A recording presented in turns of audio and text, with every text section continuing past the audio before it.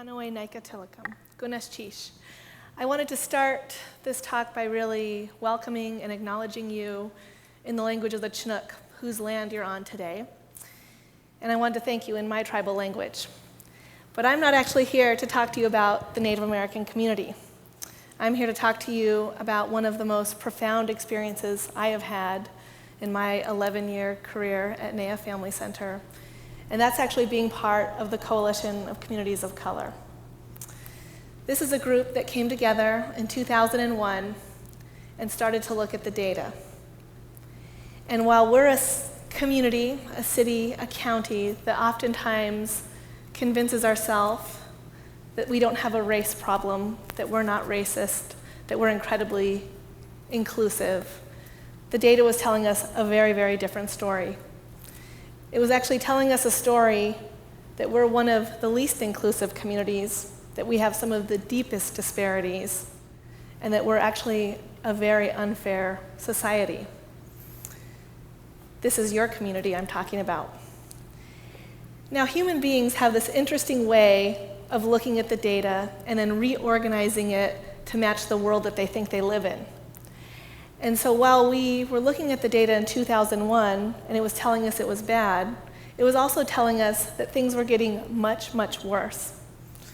And we noticed that while every single indicator we looked at was telling us a very consistent story, nobody else was talking about it. We also noticed that while we tell ourselves we're one of the whitest communities in America, we also noticed that 1 out of every 3 adults was a person of color, and 1 out of every 2 children.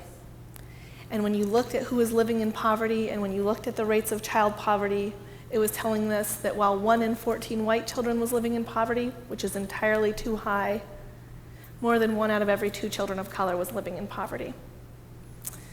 And so when we met to talk about this together, we decided that we wanted to reframe the conversation. We wanted to create a new way of working together. We were communities who had historically been pit against each other. A gain for the African American community might mean a loss for the Latino community. And we wanted to change the conversation and change the definition of success. And we did that by first building true, deep relationships with one another, trust, trying to understand each other's culture, trying to understand what our shared priorities were, and then really thinking about how we could be most impactful. So in our 10 years together, we've been pretty busy. We've been advocates. We commissioned the largest, most comprehensive study on the 6 ethnic communities that make up a big portion of this community. This last year, one of our largest foundations put out a proposal for a $1 million idea, and we came together and by consensus, we decided that the most important thing that we could do collectively was build strong, united leaders from diverse communities that could all work together and create a new future for Oregon. And we were the $1 million idea. And so folks were starting to join in. But the most important thing that I think we've done is really reframe the conversation. Did you know that if we increase the graduation rate to be at parity with white students in this community, we could take our local school districts from being one of the worst performing educational cities in America to one of the best? Did you know that if we decrease the poverty for African Americans, Latinos, Native Americans, and immigrant populations and increase the employment, that would be the single fastest way to improve the overall economic vitality of this community? And those are just 2 examples. There's countless more.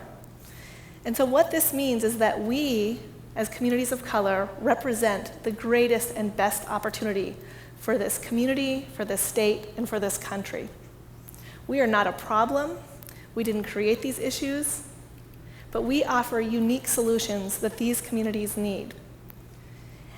And I think the thing that's most important is that we see the strength and the opportunity in our children and our families.